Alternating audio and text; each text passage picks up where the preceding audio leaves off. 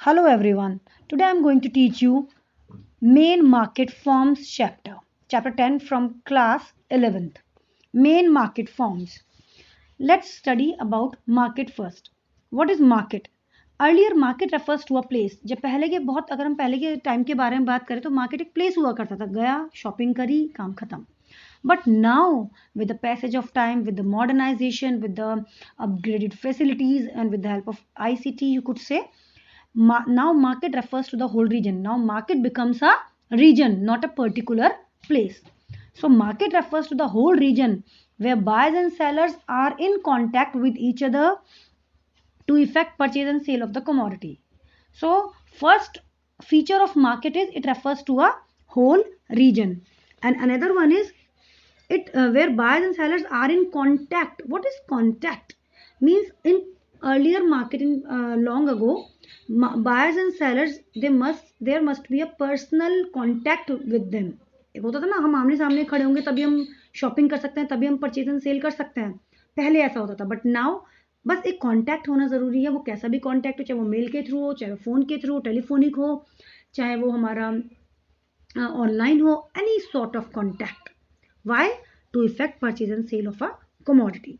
So if I ask you what is market and what are the components of market, so let me tell you there are 4 components of market. Components of market. Please bear with me. My handwriting is not good, but I'll try to explain you in the best way you understand. Basically, there are 4 components of market. Number 1 is A. A means area. B, buyers and sellers. C, commodity.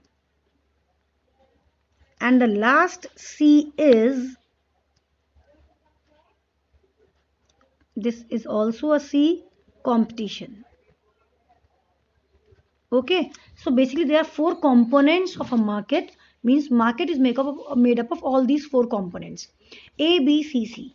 A, area. B, buyers and sellers. C, commodity. And another C is competition. So A, B, C, C. I hope this is clear to you all now. Market is an area and where buyers and sellers are in contact with each other. Why? To effect purchase and sale of a commodity. So commodity must be there. और जहाँ buyers and sellers होंगे, competition is also there. So A, B, C, C are the components of market.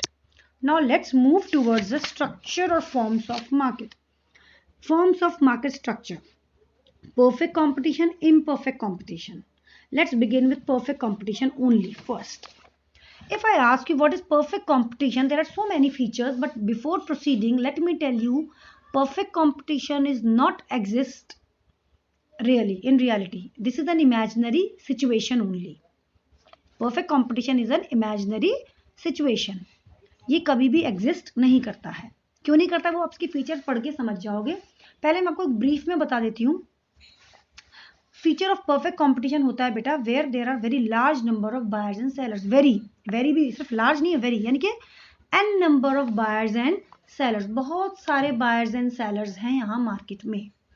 अब जब बहुत सारे buyers and sellers हैं market में तो यहाँ पर एक इंपॉर्टेंट पॉइंट आती है. तो पहला फीचर हो गया. अब आती है नेक्स्ट आता है हमारा टर्न इम्प्लीकेशन का.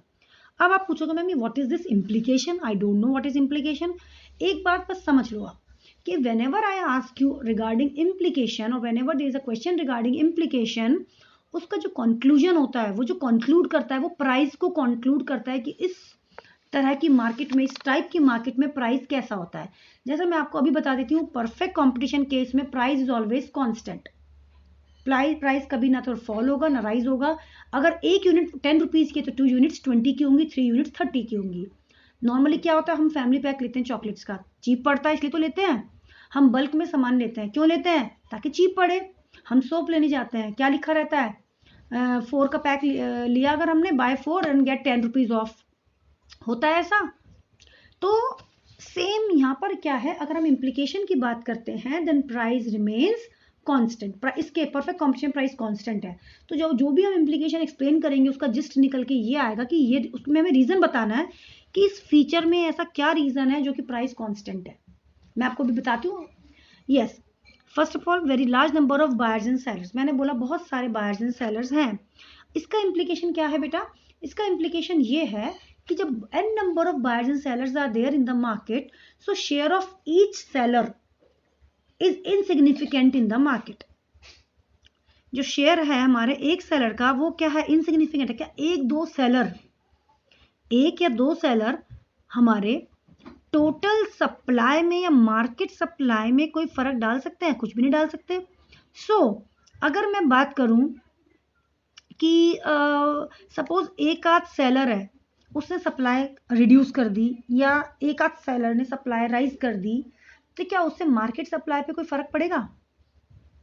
नहीं पड़ेगा, क्योंकि करोड़ों में से, मिलियंस में से कोई एक या दो सेलर ने अगर ऊपर नीचे प्राइस करा है तो उसका मार्केट, क्योंकि मार्केट का क्या मतलब है कि मेजॉरिटी, उससे उन लाखों करोड़ों की सप्लाई पे, मार्केट सप्लाई पे कोई फर्क नहीं पड़ेगा। और सेम मैं बोलूंगी share of each buyer is insignificant in the market. इतने सारे बायर्स हैं कि अगर एक या दो बायर प्राइस मतलब ज्यादा या कम प्राइस पे अगर प्रोडक्ट परचेज कर लेते हैं तो क्या उससे मार्केट प्राइस पे कोई फर्क पड़ जाएगा? कि भैया एक बायर ने प्रोडक्ट महंगा खरीद लिया तो मार्केट प्राइस बढ़ जाएगा? नहीं बढ़ेगा। तो ये चीज आपको दिमाग में रखनी है कि share of each seller and each buyer is insignificant in the market, which does not impact or affect market supply and market price of a commodity. So what it concludes?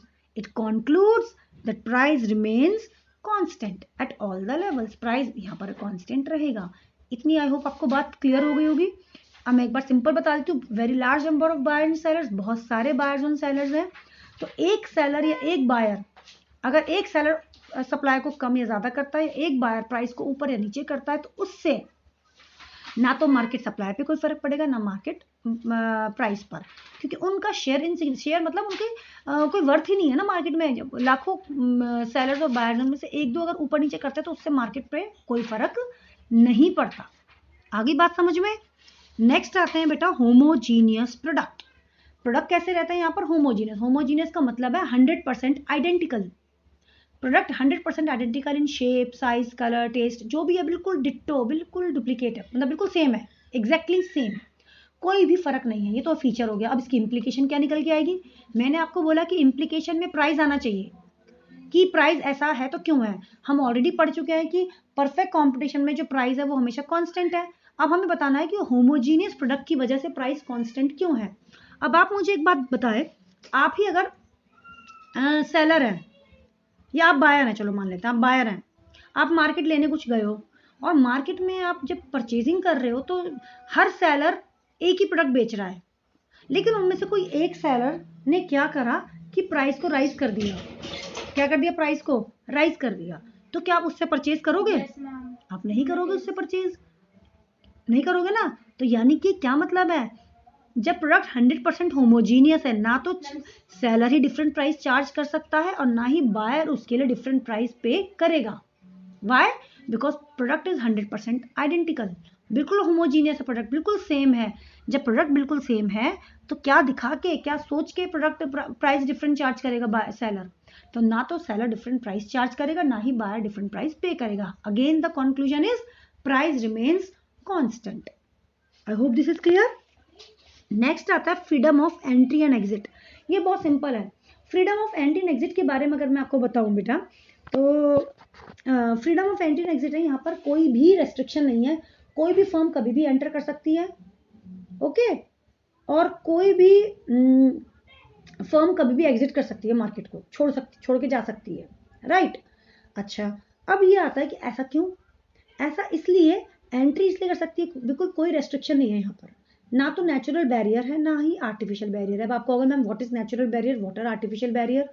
Natural barrier means distance, time, मतलब कहीं होता है ना, कहीं पर बहुत ज़्यादा road खराब है, बहुत दूर है, तो डिस्टेंस, वो सब नेचुरल बैरियर हो जाते हैं।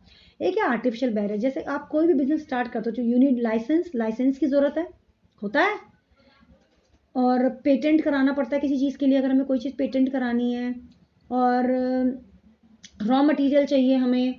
तो ये सारे हमारे कुछ आर्टिफिशियल बैरियर्स हैं।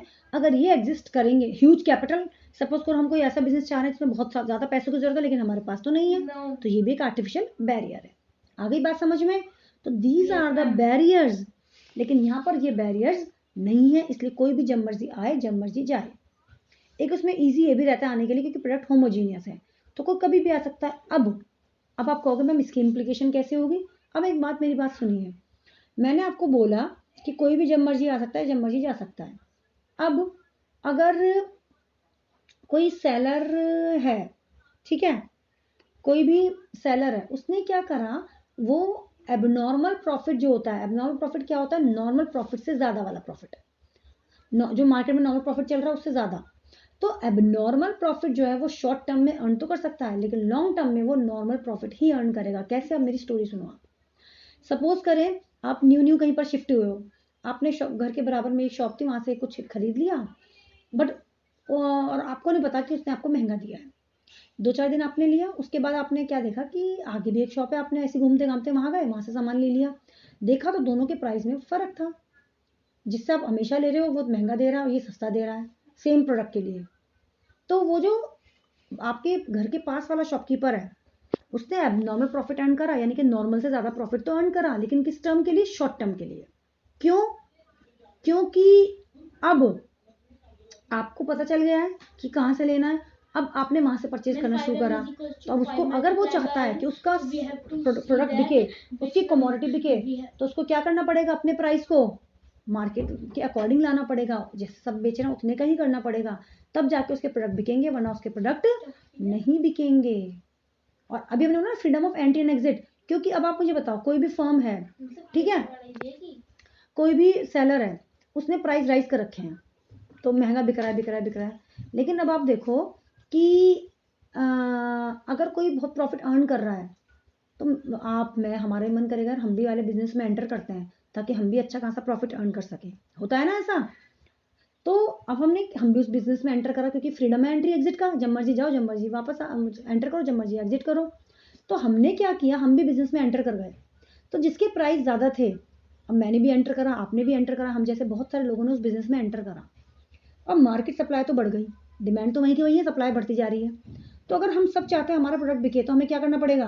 प्राइस को डाउन कांस्टेंट करना पड़ेगा ना, नीचे लाना पड़ेगा प्राइस। यानी कि उस सेलर ने जिसने पहले प्राइस राइज कर रखे थे, तो वो प्रोडक्ट बेच तो रहा था ज़्यादा प्राइस पे, लेकिन शॉर्ट टर्म के लिए। अगर वो चाहता है वो लॉन्ग टर्म में मार्केट में सर्वाइव करे, तो he need to reduce the price, यानी कि उसको वही प्राइस चार्ज करना पड़ेगा जो बाकी अदर सेलर्स चार्ज कर रहे हैं। Am I clear? Okay, so freedom of entry and exit is I hope clear to everyone. Next is perfect knowledge among buyers and sellers. क्योंकि यहाँ पर ये भी एक फीचर है, क्योंकि प्रोडक्ट है होमोजीनियस। प्रोडक्ट कैसा है? Homogeneous, 100% identical. तो हम यहाँ ये मान के चलते हैं, या ये फीचर है इस परफेक्ट कॉम्पिटिशन का, कि बायर और सेलर दोनों को परफेक्ट नॉलेज है। दोनों को, बायर को पता है कहाँ से प्रोडक्ट लेना है, क्या क्वालिटी है, कितना प्राइस है, एवरीथिंग ही knows. Same with the seller, seller को पता है कहाँ उसे सामान, अपना प्रोडक्ट बेचना है और कहाँ पर उसको जो ये है आपको फैक्टर्स ऑफ प्रोडक्शन चीप मिलेंगे, सब कुछ दोनों को पता है। जब दोनों को परफेक्ट नॉलेज है, दोनों को कोई एक्स्ट्रा कॉस्ट बियर ही नहीं करनी, तो क्या कॉस्ट बढ़ेगी? नहीं बढ़ेगी। अगेन क्या जिस्ट निकल के आया? जब दोनों को ही परफेक्ट नॉलेज है तो कोई एडिशनल कॉस्ट लगी नहीं है। जब कोई एडिशनल कॉस्ट नहीं लगी तो प्राइस रिमेन्स कांस्टेंट। ये इसका इंप्लीकेशन हो गया है। Okay, next is perfect mobility of factors of production. Perfect mobility of factors of production मतलब जो भी फैक्टर्स ऑफ प्रोडक्शन है, पता है ना, लैंड, लेबर, कैपिटल, एंटरप्रेन्योर, जो भी प्रोडक्शन के लिए आपको जिस भी चीज़ की रिक्वायरमेंट है, वो सब इजीली मोबाइल है। मोबाइल मतलब अगर मुझे यहाँ बैठे कुछ चीज़ चाहिए, सपोज मुझे यहाँ मेरा बुटीक है and I want silk fabric, तो वो मेरे यहाँ पर इजीली अवेलेबल हो जाएगा। या मुझे कोई ऐसी लेबर चाहिए जो वीविंग कर सके, स्टिचिंग कर सके, वो मुझे अपने यहाँ बैठे बैठे मिल जाएगी। एम्ब्रॉयडरी कर सके, जो कि एम्ब्रॉयडरी वहाँ पर चलती है, गुजरात में मुझे वैसी एम्ब्रॉयडरी चाहिए, तो वो भी मुझे यहाँ आराम से मिल जाएगा लेबर। मोबाइल है क्योंकि मोबिलिटी है। तो जब परफेक्ट मोबिलिटी है, हमें यहीं बैठे बैठे हर चीज़ मिल रही है, अगेन वही, कोई एडिशनल कॉस्ट नहीं, तो प्राइस रिमेन्स कॉन्स्टेंट। एक है एब्सेंस ऑफ ट्रांसपोर्टेशन कॉस्ट। यहाँ हम ट्रांसपोर्टेशन कॉस्ट को जीरो चार्ज करते हैं, यहाँ कोई ट्रांसपोर्टेशन कॉस्ट नहीं है। आपको वो खाना ढोकला, तो क्या उसके गुजरात से ढोकला आएगा? यहीं पे बन जाएगा ढोकला, बन तो रहा है सब कुछ। आपको डोसा खाना है तो साउथ थोड़ा जाएंगे, हमें पश्मीना शॉल खरीदना है जो कि जम्मू कश्मीर में मिलता है, तो क्या यहाँ नहीं मिल रहा है, वो हमें यहाँ मिल रहा है सब कुछ। क्यों मिल रहा है? और ये तो है नहीं कि अगर हमें यहाँ मिल रहा है तो वो बहुत महंगा मिल रहा है, क्योंकि उसमें ट्रांसपोर्टेशन कॉस्ट ऐड होती है। कुछ भी नहीं ऐड हो रहा है, यहाँ हम ये मान के चलते हैं कि there is no transportation cost is zero, क्योंकि परफेक्ट मोबिलिटी है, हर चीज़ ईजिली एक जगह से दूसरी जगह अवेलेबल है। अगेन वही, no additional cost, price remains constant. Next is absence of selling cost. अभी हमने ऊपर पढ़ा था कि परफेक्ट नॉलेज है बायर्स एंड सेलर्स को। क्या है बायर्स एंड सेलर्स को? परफेक्ट नॉलेज है। जब दोनों को सब कुछ पता है तो क्या सेलिंग कॉस्ट की जरूरत है? सेलिंग कॉस्ट क्या होती है बेटा? Sales promotion cost. आपने कोई प्रोडक्ट लाया मार्केट में, उसके लिए आपने एडवर्टीजमेंट किया, होर्डिंग लगाई, बैनर करे, तो ये सारी चीजें करने की जरूरत नहीं है। क्यों नहीं है? क्योंकि जब परफेक्ट नॉलेज है दोनों सबको तो हमें कुछ करने की जरूरत ही नहीं, लोगों को पता है क्या प्रोडक्ट कहाँ मिल रहा है, तो कुछ एडवर्टीजमेंट या किसी भी सेल्स प्रमोशन को हमें पैसा खर्च करने की जरूरत नहीं है। जब नहीं जरूरत है, कोई एडिशनल कॉस्ट नहीं लगी है, again price remains constant for the product. क्या इतनी बात समझ में आई आपको? एक बार मैं सारे फीचर आपको रिकैप करा देती हूँ। Number 1 is very large number of buyers and sellers, then homogeneous product, then freedom of entry and exit, then perfect knowledge among buyers and sellers, then perfect mobility of factors of production, absence of transportation cost and absence of selling cost। ये हमें clear हो गया। अब हम आगे आते हैं बेटा, ये बहुत इंपॉर्टेंट है, प्राइस मेकर और टेकर वाली चीज। देखिए सबसे यहाँ पर मैं आपको ड्रॉ करके दिखाती हूँ तभी आपको अच्छे से क्लियर हो जाएगा। देखिए सबसे पहले आपको इक्विलिब्रियम पता है कि प्राइस कैसे डिटरमाइन होता है। हम यहाँ बात करते हैं, ये रहा, जस्ट अ मिनट, हाँ जी, यहाँ देखें बेटा, X axis, Y axis, point of origin, ठीक है। हम यहाँ इंडस्ट्री के बारे में बात कर रहे हैं। किसके बारे में बात कर रहे हैं? इंडस्ट्री, जो कौन है? प्रोड्यूसर है। ये हो गया हमारा डिमांड, ये हो गई हमारी सप्लाई, तो this is the point of equilibrium. तो ये हमारा इक्विलिब्रियम प्राइस हो गया, ये हमारी इक्विलिब्रियम क्वांटिटी हो गई, ठीक है। ये इंडस्ट्री है, तो यानी कि इंडस्ट्री ने प्राइस डिसाइड करा है, तो they are the price maker, right. अब हम आगे आते हैं, यही ग्राफ हमारा आगे कंटिन्यू होगा, लेकिन अब हम किसके बारे में बात करेंगे? फर्म, जिनका काम क्या है? Distribution of goods, supply of goods. यही वाला प्राइस फर्म को फॉलो करना है, ठीक है। इसको हम प्राइस बोलते हैं। आपको याद है हमने रेवेन्यू में पढ़ा था, price is equals to AR is equals to MR, ठीक है ना, कांस्टेंट वाले केस में। तो ये हमारा प्राइस चल रहा है, ये हमारा सपोज क्वांटिटी है, तो चाहे आप क्वांटिटी रिड्यूस कर रहे हो, चाहे क्वांटिटी राइज कर रहे हो, कुछ भी करोगे प्राइस हमेशा कांस्टेंट रहेगा। ये हमारा डिमांड कर्व भी है, ये हमारा डिमांड कर्व भी है, कांस्टेंट है ये हमारा डिमांड कर्व। और अगर आपने कभी वो पढ़ा हो आपने लॉ, ये इलास्टिसिटी ऑफ डिमांड, तो ये हमारा कर्व, ऐसा वाला कर्व कब बनता है? Parallel to X axis, when ED is equals to infinity. तो फर्म ने वो प्राइस फॉलो करा है जो इंडस्ट्री ने बनाया है, तो इसलिए हम फर्म को बोलते हैं प्राइस टेकर। वो प्राइस मेकर नहीं है, प्राइस टेकर है। Price maker, price taker. एक और एग्जांपल बताती हूँ। देखिए मेरा पाम देखें, दिख रहा है? तो ये जो मेरा पाम का सेंटर वाला पोर्शन है, ये पूरा पाम जो है मेरा, ये है इंडस्ट्री एंड ये फिंगर्स है, ये क्या है? फर्म। तो industry is the one who decide the price, who make the price, and firm needs to follow them. Am I clear? Thanks for watching my video. Please like and subscribe my video, and if you have any doubt, if you want to tell me anything, suggest me anything, any doubt, do comment me. Okay, thank you everyone.